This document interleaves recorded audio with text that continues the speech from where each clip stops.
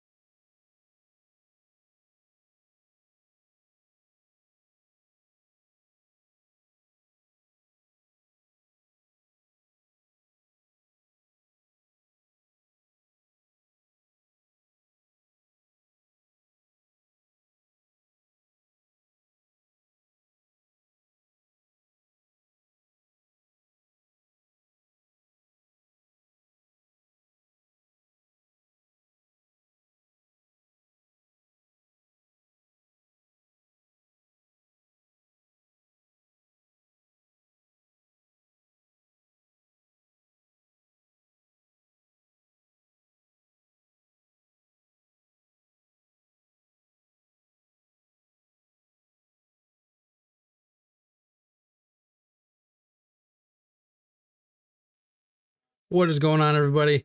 Welcome back to the Bait Tank Fishing Podcast. This is a video podcast talking about everything fishing. I'm here to tell you two things. One, you've been lied to your whole life. Fish is not as healthy as you think it is or you've been told. And I'm going to tell you guys why. We're going to talk about what is in the fish that is bad. We're going to talk about how to avoid it. And we're going to talk about a way to clean fish to make it so you're not as exposed to this or to these toxins. And so we want it to be as safe as possible. Joining me as usual, I have my normal co-hosts. I got Zach and Sam, and we also have my special guest Joe from down in Texas. Welcome in, Joe. Glad you're here. Glad you guys can make it. So yeah, Joe, why don't you go and tell us a little bit about yourself, since you haven't ever been out here before. Tell people what you're about, what you like, what kind of fish you like to do, what your focus is. I mean, I enjoy all types of fishing, but I'd say my focus is predominantly saltwater. Due to the pollution out here in Texas, we don't have a whole lot of good freshwater fishing if you enjoy eating fish. But I grew up in South Florida fishing there. I've probably been fishing in Texas for about 15 years now. And then I make it out to Panama City in the summer and the fall to fish out there as well. All right. Well, so that's Joe. Like I said, primarily saltwater fishing. Glad he could be here tonight to talk to us about toxins in fish, especially with the saltwater point of view. Obviously, Zach likes to go shark fishing, so he has some opinions on that as well. But for the most part, the normal three of us are predominantly freshwater fishermen. So it'd be nice to have that point of view as well. Zach, Sam, how are you guys? How's your week going? Are you guys glad to be back? Always happy to do that. Yeah. For those who don't know, Sam actually had I had a hiccup today. We're glad he's here. He was possibly going to miss tonight. So yeah, I'm glad he's feeling well enough to be on the show this evening. So if I seem out of it, kind of like a zombie, Because that's you are. why. Well, I feel like it right now. I almost had a heart attack today, but all is good. Well, like I said, glad you're here. Glad it wasn't a heart attack. Glad it was something obviously still serious enough to put you in the hospital, but glad it's not something that's so serious you're still in there. Yeah, I could have spent the night there too, but I wanted to be here with you guys. We all appreciate that very much.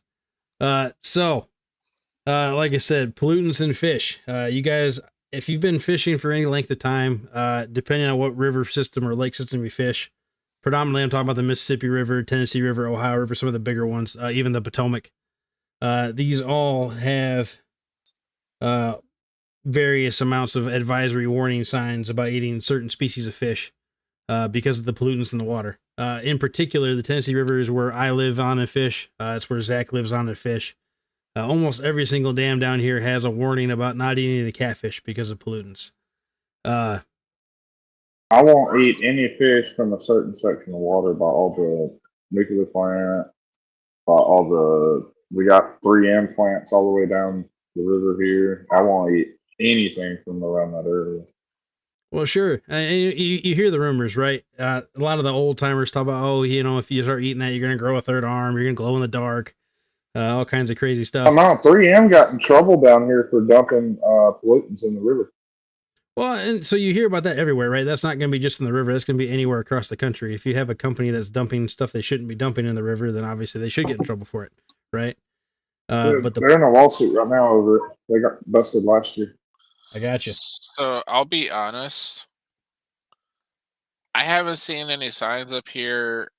No major lawsuits. Like everything, the biggest problem that we have up here is people bottling water and sending it to other places, which brings the water levels up. That's the only well,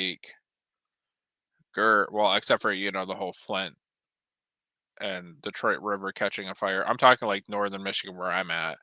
Um, there's no signs. So when we were talking about this, I was like, are you talking like what parts of the fish, like physical parts of the fish? Like, what are you talking about? Because I know nothing. I was so confused. I'm like, what are you talking about, man? And then you're like, there's signs on the river. I'm like, where? Because at the time I was at on a lake, so I was like actually like turning around, like, Where are these no, signs? I don't see anything. Well, sorry. Yes, the pollutants in the water is what they're talking It's a about. normal thing for us, so we don't Yes, think about it being. Literally, we see it nonstop down here. That makes sense, but I've never seen anything, so I'm like, man, that sucks. Like that's all I can say. Like, sucks to be you guys. Sure, Sorry, but no need. Why are you sorry, man? It is what it is. But there's a reason for these spills. Like the most recent one that I can think of is on the Ohio River when that train derailed in the river. And I can't remember what the cause of the train derailing was, but I know that they're still cleaning up that mess. They're still dealing with the fish kill from that in certain spots. And that's probably the most recent one. But the biggest one, at least for the Tennessee River, was labeled as the biggest. What was the wording they used? The worst coal ash disaster. Largest industrial disaster in United States history on December 22nd of 2008. The coal ash spill at the Tennessee Valley Authority's Kingston Fossil Plant in Roane County, Tennessee. It dumped 1.1 billion U.S. gallons of coal ash slurry into the river. And Joe looked it up. What was that list of chemicals that was in that coal ash? It's like cadmium, chromium, mercury, selenium. I mean, probably 5 or 6 other ones. All Lead, the bad mercury, ones. yeah, all the and that's what.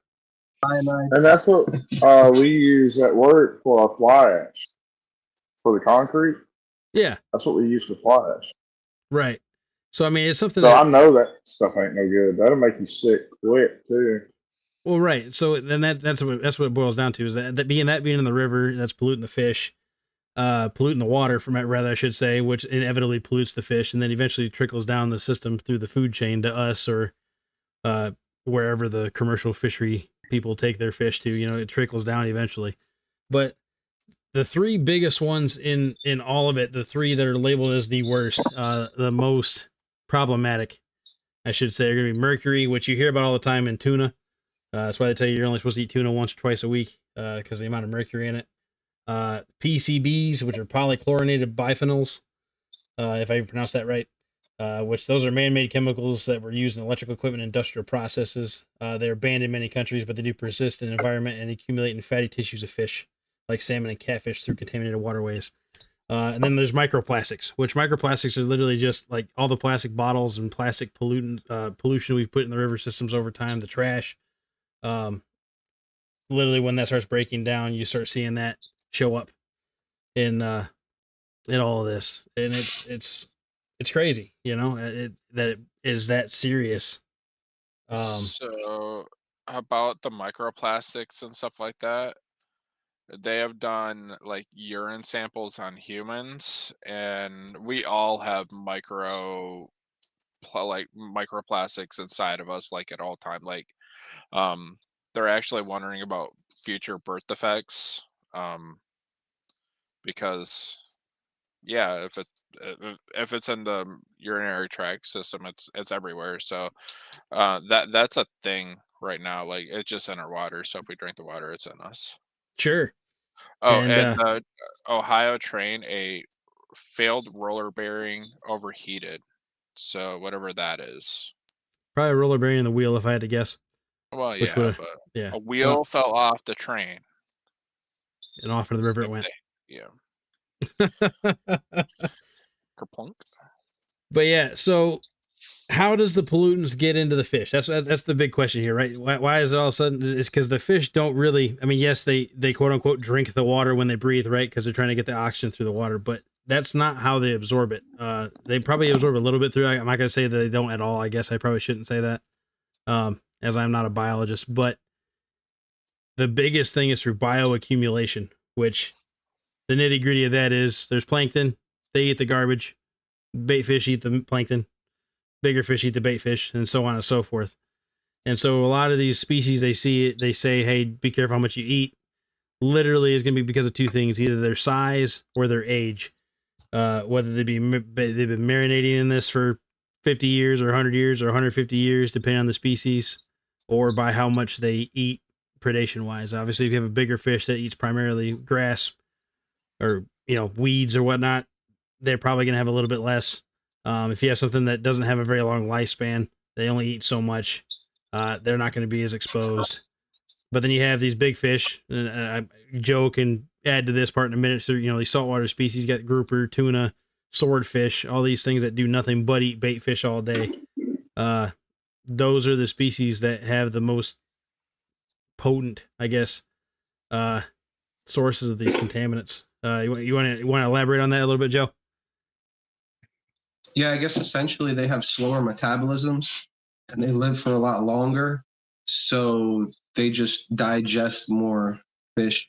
The other thing is a lot of those fish, if we're talking about the bigger billfish, tunas, even the food chain down to, let's say, kingfish, they feed on a lot of mackerel and a lot of fish that are high in mercury to begin with. So it's just compounded through that. Sure.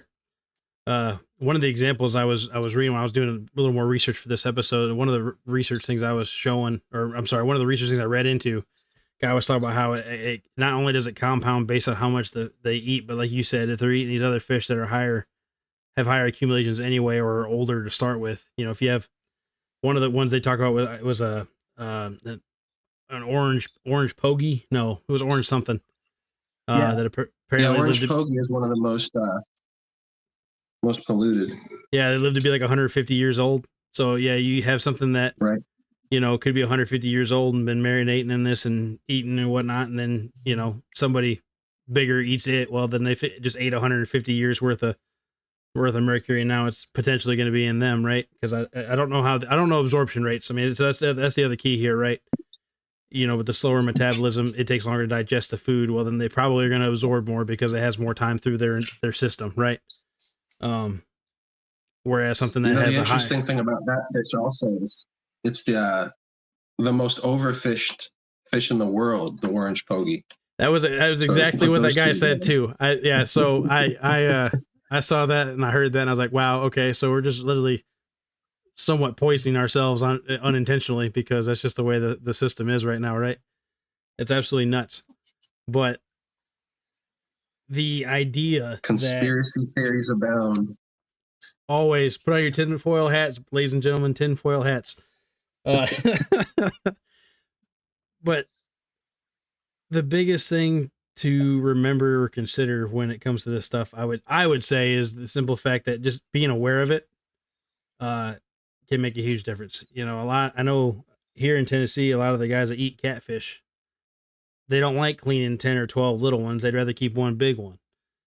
Well, that one big one's been marinating in this stuff and eating a ton of bait fish for forever. How much pollutants are they exposing themselves to? I know TVA did an analysis, and I don't have any of those numbers because I should have pulled those up. But with this being a whole entire states thing, I didn't necessarily want to pull up just one single state thing. But the numbers of the PCBs and there was another thing too, another that's not even on my list, that triglycerides or something that was really high in it too. And same thing, it was always the bigger fish or the ones that were predominantly predatory. So the information can be a little skewed because they will say that catfish is one of the least polluted when it comes to mercury and other toxins, but that's because they take into account the farm raised populations in their calculations. That does not surprise me where at all. obviously you can, which in the farm raised populations, you just have a whole different set of toxins that, aren't measured for in, let's say, natural bodies of water because they come from the feed that's used and then the chemicals that are used to keep the fish healthy. So it's Sure. Some politicking involved, I guess. Well, unfortunately, there's some of that and everything, right? But Yeah. it's Don't just mess crazy. with those Tennessee boys catfish, Yeah, there's a reason I don't eat catfish.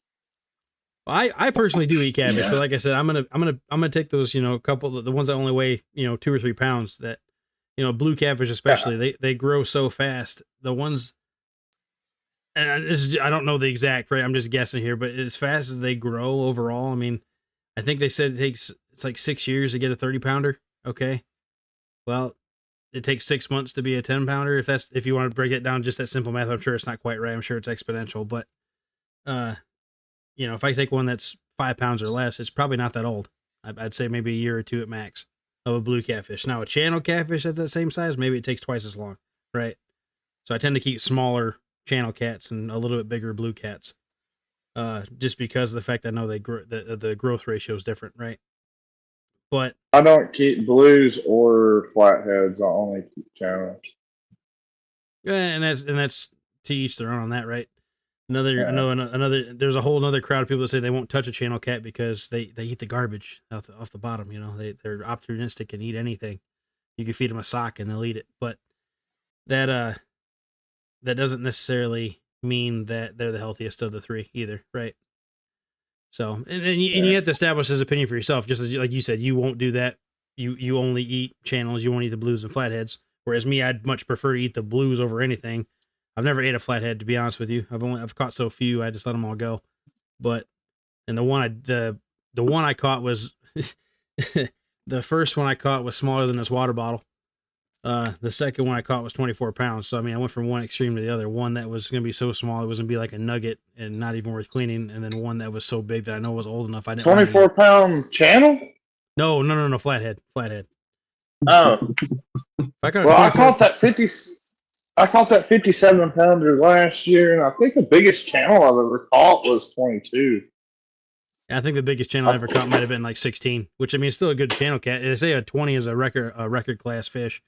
So I'm not quite there yet, but still, I mean, usually for me, if I keep channels, they're like 1 or 2 pounds, maybe 3.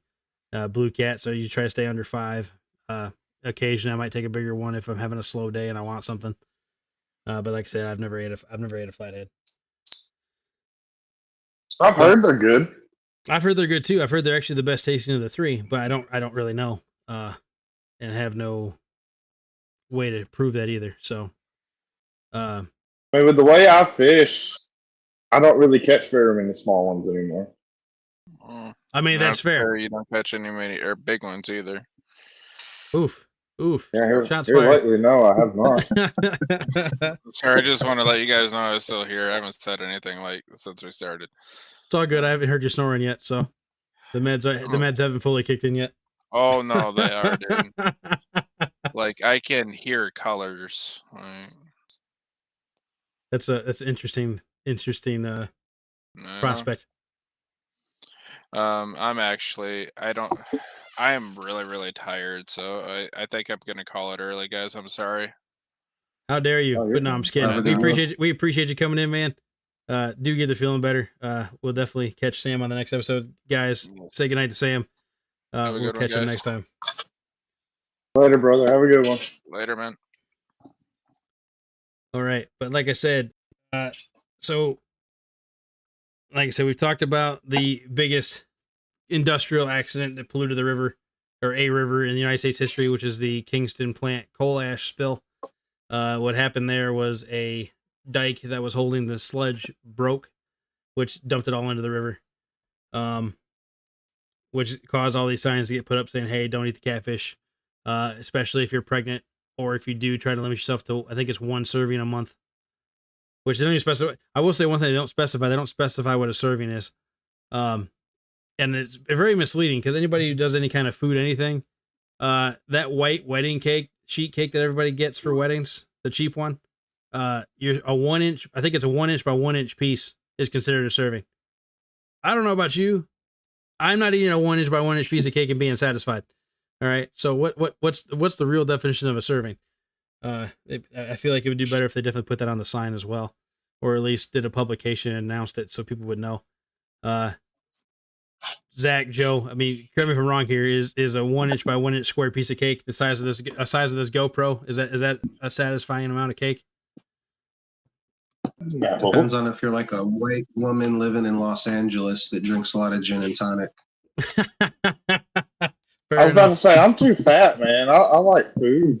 I'm the same way, man. I for sure. So for me, I'm looking at like, you know, a good sized catfish I sandwich think they that would be a consider serving. 8 ounces or something like that, you know? And that maybe so. I mean, 8 ounces isn't terrible, you know. You go to an 8 ounce an 8 ounce steak is about the size of the palm of my hand here, probably. So I mean, that's a decent size. That still ain't enough. It's not. I'm not going to be full. Like one little flay. I'm about to say I'm not going to be full from that, right? But I mean, at least It's I like could, just enough to make me mad. Sure. Yeah. For sure. So do you guys have lake systems up there that you can fish that, you know, let's say aren't connected to all this pollution and the dumping? There are a few natural lakes up in the mountains. But I would argue that I have none.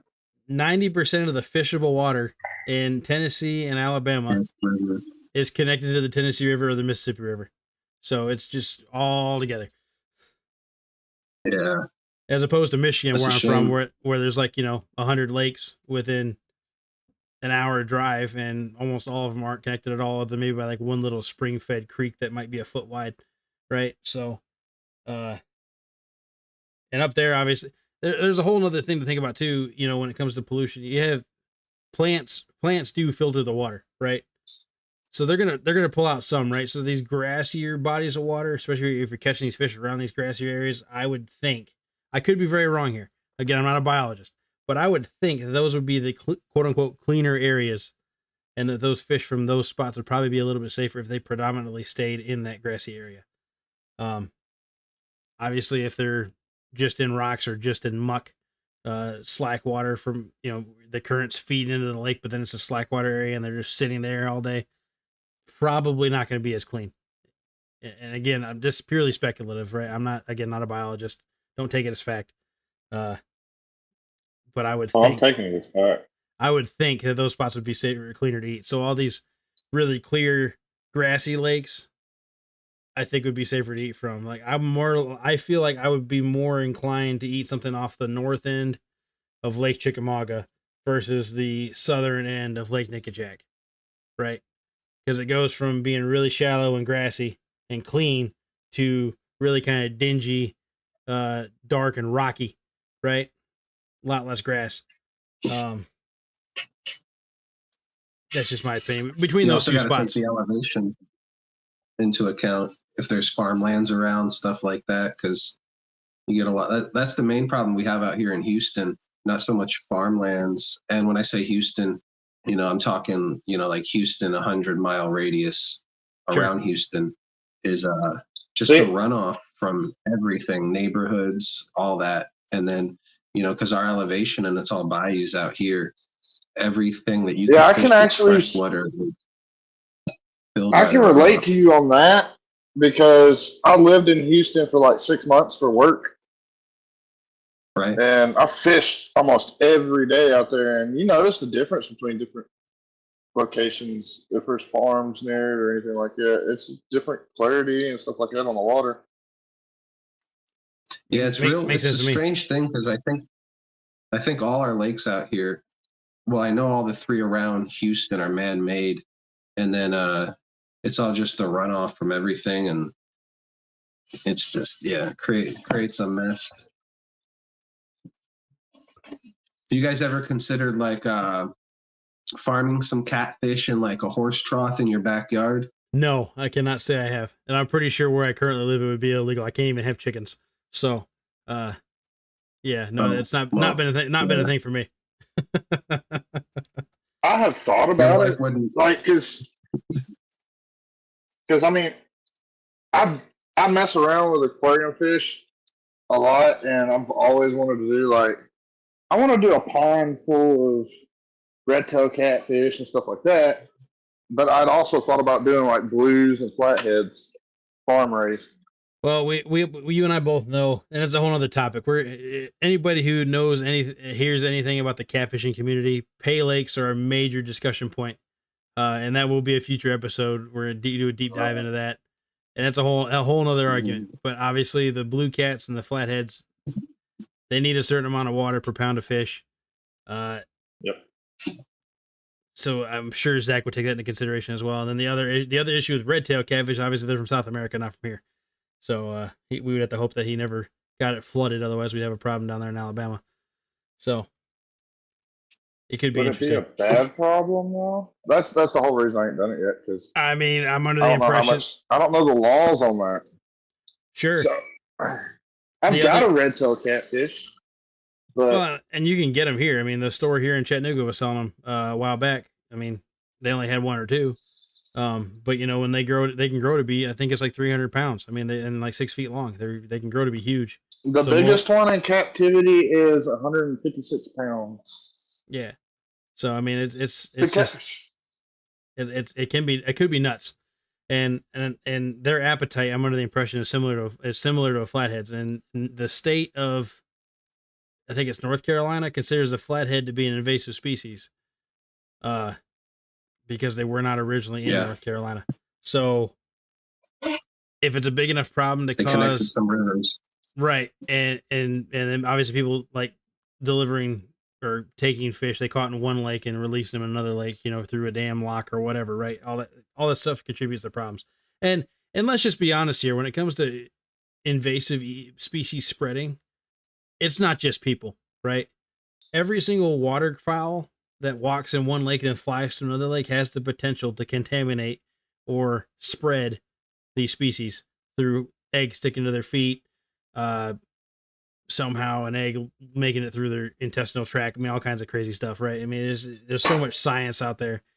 You can't really just pinpoint it, but it's not a far cry to say that humans are the biggest source of that problem. No, like they just outlawed here in Alabama. You're no longer allowed to transport. And the fact you They're can't, considered invasive now. Can you not transport them between lakes, or you can't transport them live, or you just can't what? I mean, You can't transport them live or in between lakes. Huh? That's crazy. I mean, good for them. You know, if it's a problem, I hope it works out for them the way they want to, right? And that, you know, we are. I know Zach, Sam, and I are. I'm assuming Joe is too. We're big on the conservation efforts that make sense. We're 100% behind, right? There are some that confuse me, but I mean, if there's people out there that make more money than I do, that make up these ideas and rules and show the science and everything. So yeah, it's just a matter of you never know. wading through that, right? Yeah. So, for 90% of the time, though, I'm going to be on the conservation officer side, or conservation agency side when it comes to these things. But yeah. Well, we're at the halfway point. If you guys are just now joining, we've been talking to Joe and Zach. We were talking to Sam for a little bit too. He had to go. He's not feeling well. We've been talking about fish consumption and the truth about toxins. Talking about one of the biggest, or the biggest, I should say, industrial spillage in the United States into a waterway, which was the Kingston power plant in Tennessee, spilling 1.1 million U.S. gallons of coal sludge into the river, including that whole entire system, which is causing these signs to go up that say, hey, be careful about eating fish out of this river, particularly the catfish. We've gone into what pollutants there are in fish in general. The biggest two being in for the catfish in the Kingston scenario being PCBs and triglycerides. Those seem to be the two biggest that get talked about. Simply because that coal sludge has lead and chromium and cadmium and a bunch of other funky stuff you don't want in your body there. We've also talked about how through bioaccumulation, that's where all these like big species like tuna and whatnot in saltwater, either through their age or through the amount of food they eat, depending on their metabolism, polluting their meat that you have to worry about and think about, right? But let's take a moment before we keep going in this, and let's say hi to some people that showed up in the stream. CW Franzilla, welcome in. Little Leaf, welcome in. Lisa Burrito Catfishing Lady, welcome in. Anthony J all day. Glad you got to stop by for a minute. Hope you're doing fantastic. Appreciate you guys coming in and saying hello. For everybody else out there just lurking around, we appreciate you coming here and tuning in and checking us out. But cleaning a fish. Joe, I'm gonna let you touch on this more than I can because I know you've done more of it than I have, and again with the saltwater perspective, dealing with the bigger fish, seeing the techniques and tactics that they go through and talk about there. What can somebody do to try to avoid some of these pollutants while they're eating these fish? Well, I mean, there's not a whole lot you can do. I would say the 2 or 3 things. First is going to be avoid eating the skin, because the skin will generally have a higher concentration of toxins. And then sometimes they'll refer to it as fat. In saltwater fish, we refer to it as the bloodline, but it's just going to be the darker part of the meat. And most people cut that out anyways because it doesn't taste good. Usually tastes pretty fishy, but you don't want to eat that. The belly fat is another thing. I know some people like to eat the belly fat on certain fish, but that's also going to be a high concentration area. And then I think the last one's probably going to be roe, eating the eggs and whatnot, which that's an acquired thing, but some people like to do that. But as far as cleaning them, that's really all you can do. Cooking them, you can cook them in ways where it doesn't keep the juices inside. Let's say if you grill them or you boil them and you drain them, and then that's supposed to eliminate a lot of the toxins that way as well. So, Okay. So all you guys who are deep frying this crappie, I know they're delicious. I know. Yeah, I don't know if it's heard because about of the it fishing toxins itself. in the water, but I know the belly meat off of gar is toxic enough to make you really sick. Really? I wonder if it's got some kind of like that. Huh. Well, I'm sure with them it's more. I know that's a delicious fish. I'm about to say that for And them, their eggs are very, very toxic too. I mean, it makes sense, right? So, because the eggs are formed from the. Let me rephrase this. Hang on. Let me make sure I word this correctly. Your body, as a fish, breaks down fat for energy, right? Well, that energy is put into the effort of making eggs. If you're not getting rid of that material, it would make sense that it goes to the eggs as well, especially with that being fatty tissue and being in close proximity to every other area of your fatty tissue on the fish's body. I mean, it makes sense to me. I mean, is it actually how it works? Again, I'm not a biologist, but that would make sense to me. And well, that's how the chemicals are stored, is in the fatty tissues. That's where they bind, is in the fatty tissues. So right, that makes perfect sense. Right, and the egg itself starts off as fatty tissue, right, and then eventually builds into whatever else. But yeah, it goes from fatty tissue to follicles to egg. Right, exactly. See, I knew somebody knew this. I didn't know this. Okay, I don't know all the technical mumbo jumbo with this, right? But long story short, I know it because I've bred reptiles. Sure. You look for follicles on snakes, which is pre-egg pretty much, before it's been shelled and everything like that. An egg is called a follicle before it gets its outer shelling and all that stuff. I got you. Well, obviously, fish eggs don't have a hard outer shell, but they still do have a shell membrane, so I'm sure the concept's very similar. Yeah. But but yeah, and like Joe said, for me, even with the bigger catfish, if you're cutting off that mud line or that darker meat, you're going to anyway. Whether it be white bass are really bad about it, right? The dark meat on white bass, striped bass, all that good stuff.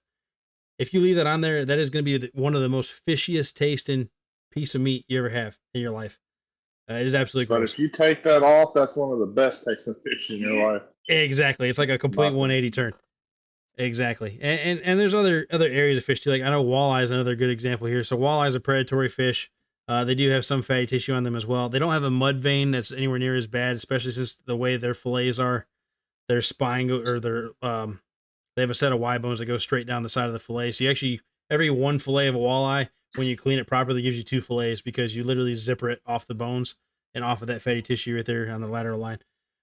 But another popular area of eating off of a walleye is the wing. They call it walleye wings. Is like the dorsal fin area, the bottom where the belly meat is. Again, that's a fattier area. Um, really good. I'm not gonna say they're not. They're very delicious. You fry them up. You eat them. You eat them fins and all. It's like potato chips. It's pretty crazy. Um, but then walleye cheeks are another one, right? That cheek muscle is going to be kind of fatty too. But and those are always good. Um, some fish are just better than others in taste. Period. Whether it be fatty tissue or not. But at the same time, not thinking about it, you're exposing yourself to these toxins more in these polluted waterways where these fish are caught. So just things to consider. Like Joe said, some of the ways you cook it. Obviously, if you're boiling it, steaming it, grilling it, it's able to break down the tissue and pull it away from the meat. Then that's going to be a healthier option and have less of those to deal with. Whereas deep frying it, which don't get me wrong, I love deep fried fish. It's just kind of going to keep it in there. You put an outer shell on it, you cook that outer shell, and literally you're just boiling everything inside this shell of breading, right? So just something to keep in mind that it may not be the best way to go without doing some proper cleaning beforehand. And like I said, like Joe said, rather, lateral line, belly meat, bloodline, as they call it, mud vein, depending on which person you talk to. A lot of people here in Tennessee call on a catfish as the mud vein. And it's because it's literally got, they call it the mud vein because it's literally got the mud of the river, they call it, in that blood vein. And so they want it gone because it tastes bad. But yeah, it's just something to consider and think about. That's for sure. You guys got anything else to add on to this before I just keep talking, rattling everybody's ears off?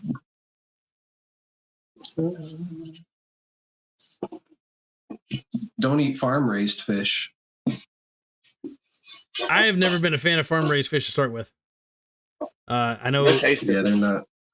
Well, so if you think about the way they have about 5 to 10 times the toxins of wild fish. I believe that, and anybody, again, some of the rumors talk about, like you said, you kind of been lied to your whole life about fish being the healthiest, right? Because most people aren't going to buy wild caught. It costs 50% more, right? You're probably gonna be buying farm raised, especially if you're buying it in bulk. You're gonna get these big bags at Walmart that are on sale of tilapia, of trout. That's probably the biggest two, right? Because obviously, if you're getting salmon, there is farm raised salmon too. But a lot of it's mostly wild caught salmon, right? Tuna is gonna be wild caught. Cod is gonna be wild caught. You can't raise those in the farms, but the tilapia, and the catfish, those are probably the two biggest ones that are farmed. I think trout's farmed pretty high too, if I remember correctly. Yeah. But so those 3 or 4 species: tilapia, trout, catfish. What was it? I said the fourth one a second ago. But either way, those 4 species are pretty much going to be the ones that you're going to see the most farm raised. You said salmon earlier. I think salmon's mostly wild caught. I don't know if there's any farm raised salmon.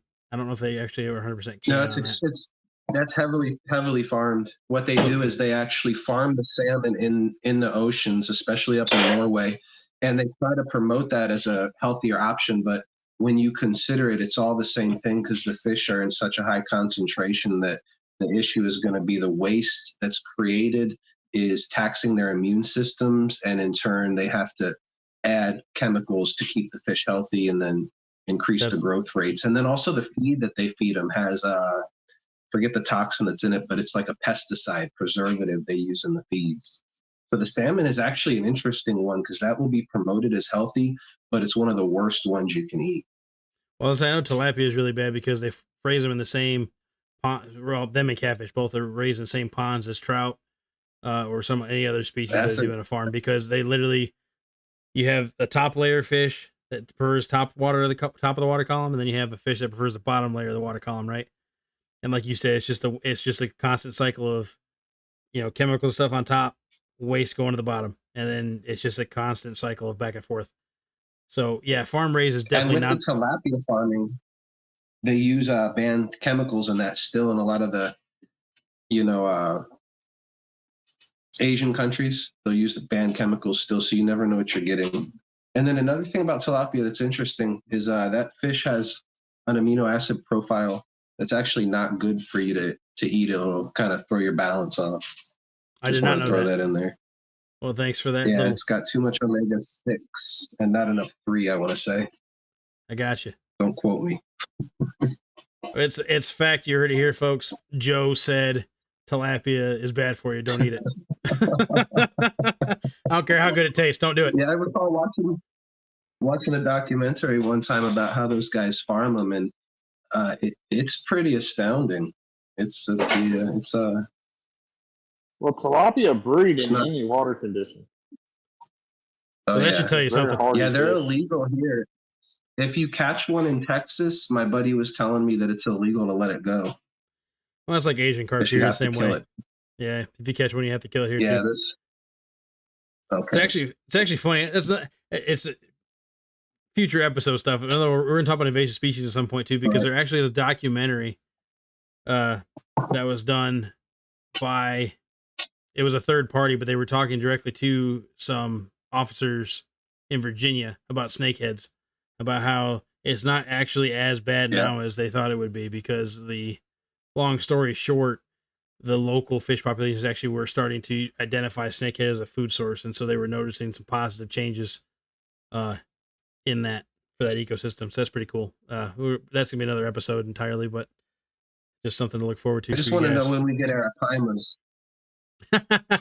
Yeah, that would be fun to catch, and it would be nice to not have to go a million miles away to get one. It's a bucket list fish. I think is one of the bigger ones in Florida right now. They're kind of rare, but they get to be really big. Too. Yeah, there's a lot. I've had ghost knives. Long story short, the aquarium community is completely screwed the ecosystem of Florida. Thanks, guys. Hey, not all of us. Hey, I like aquariums too. I can't say anything. It happens. I mean, obviously the ones that were releasing their fish into their waterways because they didn't want to deal with them anymore, shame on you. But obviously things do happen. If you have a house that floods or hurricane comes through and wipes it out and busts your tank and tosses it in the river, I can't blame you for that one. But if you're out there dumping them on purpose, I'm going to go pick up a 14-inch pacu tomorrow. Nice. But okay, dude was talking about putting it in his pond. I was like, dude, you're gonna get in trouble for that. Let me just get it. No kidding.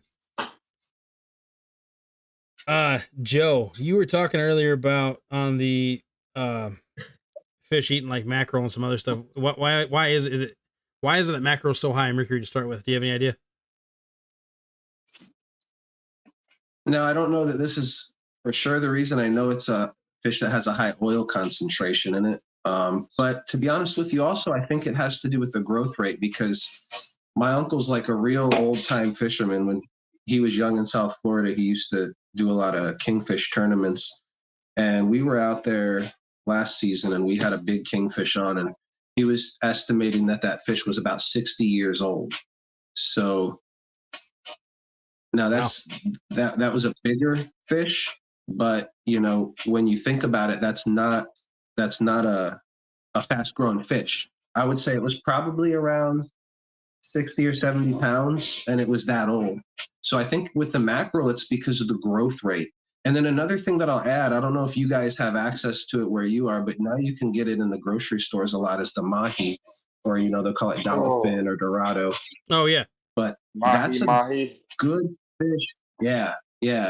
For when it comes to staying away from toxins, because those can grow almost 3 inches per year. So to cut a long story short, in the first year of that fish's life, it can grow up to 40 pounds and 4 feet long. So they just grow so fast, they don't really accumulate concentration. So I would say with the mackerel, it's the slower growth rate. And they're, I you gotcha. know, voracious eaters, but they all are. Sure. And But they, like a lot of I people said, love those. yeah, I love mahi mahi myself. I'm a big fan for sure, Oh, and yeah. it's Oh, yeah. delicious One of for my sure. favorite saltwater. But yeah, that meat's was always white. But I've had swordfish, I've had tuna, and I've had some funky tasting tuna, and I've had some funky tasting swordfish. So, maybe it was They the probably mercury. fed I you don't know. shark. But I'm not gonna. Whatever. Right? I don't know 100% the difference. I can't say I've had shark identified as shark, so I don't know for sure. Obviously, you never know. Shark is some good meat. Well, I know shark takes a lot more to prepare because you have to don't you like purify the skin or something first, or flush it with water for so You long just or have something to first. gut that sucker when you catch them. Gut them and take everything, all the guts out. Otherwise, what happens is when they get stressed out, after they're out of the water, they release the ammonia, I want to say it is. Okay. Yeah, and you pretty much have to, if you're going to keep it and it's in limit, you have to clean it right there. I got you. Yeah. And a lot of people don't. That's what's interesting too. I don't want to say a lot, but you'll see people here and there. And I always think to myself, how the hell did you eat that? I clean mine immediately. Like if I catch one and it's in slot limit and I know I want to keep one, it gets cleaned right there. I know. Right, I know. You got I'll dress right it out there and put it and pack it with ice. I know one guy I talked to. He would put it in a cooler and he would. I think he said he flushed it in fresh water for like a week or something before he actually cleaned it. I mean, it was a week. It was like 48 hours. I don't know. But he did something with just clean water and ice, keep it cold, obviously, while you get it, but something like that. But and the weird thing about shark is it doesn't have a fish texture. It's like pork. It's not. Yeah. Oh, okay. It doesn't. It does not have a fish texture to it. Well, then I can say for It's sure like the swordfish was a shark. Pork you've ever had.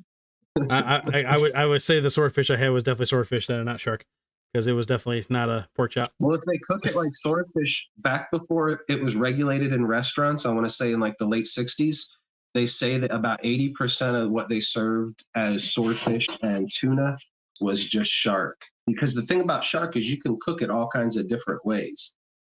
Okay. That's pretty nuts. Yeah. We need to start harvesting some fried shark nuggets is pretty good. Yeah. I digress. I can keep going about it. I love the shark fishing part. I love all that. I love to eat it. I can keep going on it. Sure. But yeah, it's although when I was in Texas, I never caught a shark though. Sounds to me like you were slacking. Well, you might have just been here when the run wasn't on. That might have been what it was. Depends on what time of year you were here. It was a hurricane. I did natural disaster. So it was right after a hurricane and flooded everything in Houston. They shipped me out to Corpus Christi after a month of being in Houston, and I fished out in Corpus Christi and Houston. And a lot of times just those weather systems will those weather systems will mess everything up. YouTube, I'm sorry. He didn't mean it. He didn't mean it. We're far enough into the show, it doesn't count now. Well, you know what I mean, though. Things happen. But yeah, I don't know. I try to be careful what I eat. That's what it boils down to. I know that's also a highly polluted fish, the shark. Since we're on the subject of toxins, that's one of the top 5, I think, maybe even top 3. But it's got a higher fat content, right? That's part of it. But then obviously their whole diet is just fish. Yeah, and I think a lot of it also has to do with the size of sharks. Generally, I'm not speaking for everybody, but generally sharks are going to be over like 2 or 3 feet if you take them to eat them, depending on the species and how big they can be. Right. So I think that has to do with it all as well. Sure. Which But like I said, I try to be careful with what I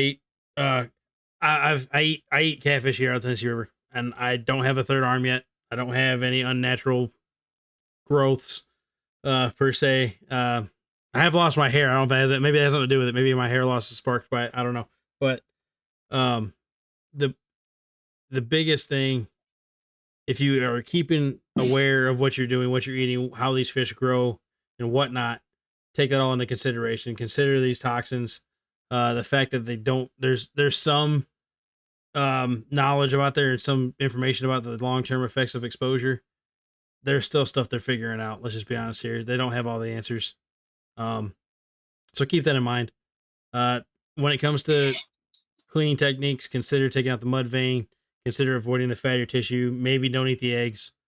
If it's something you worry about. I know people here also in Tennessee that have had catfish almost every day because they go fishing every day and they've ate it for 50 years and they're in better shape than I am now.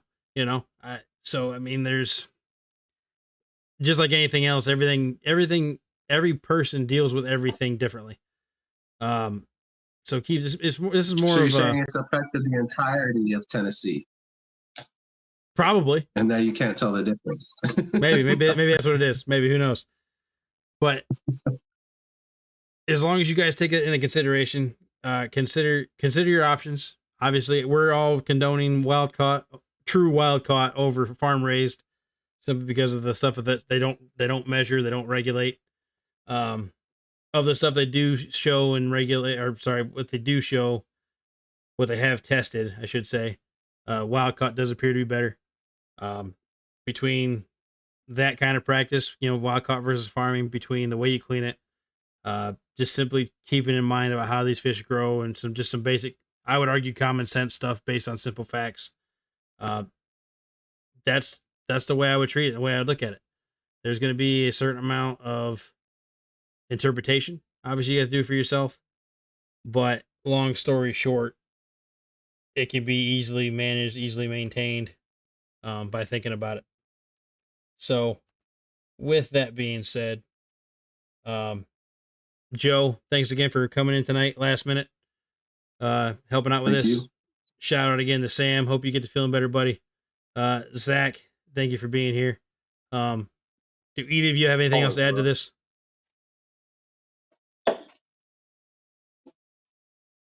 If not, it's fine. Maybe just eat smaller fish, bluegills, crappie, stuff like that. Fish that grow full grown in one season. There you go. Stuff that, yeah. All right, well, guys, this has been the Bait Tank. My name's Anthony. Joined, like I said, with Zach, Sam, as usual, and then our guest Joe today. Thank you again to everybody for being here. I do not know for sure what the next episode is going to be. We'll announce it this Friday. But we do have some stuff in the pipeline for some pretty good episodes, including the pay lakes, the problems of pay lakes, breaking down some whether or not electronics are affecting the tournament scene. I know another one we're talking about doing was maybe the mortality rate of fish that are in tournaments and get released, which is a very surprising number on that one. I think that's gonna be a good episode. There's tons of stuff coming down the pipeline. If you guys haven't followed us already, we are currently streaming to Instagram, Facebook, and YouTube. We're working on getting the TikTok following, so we can do TikTok as well.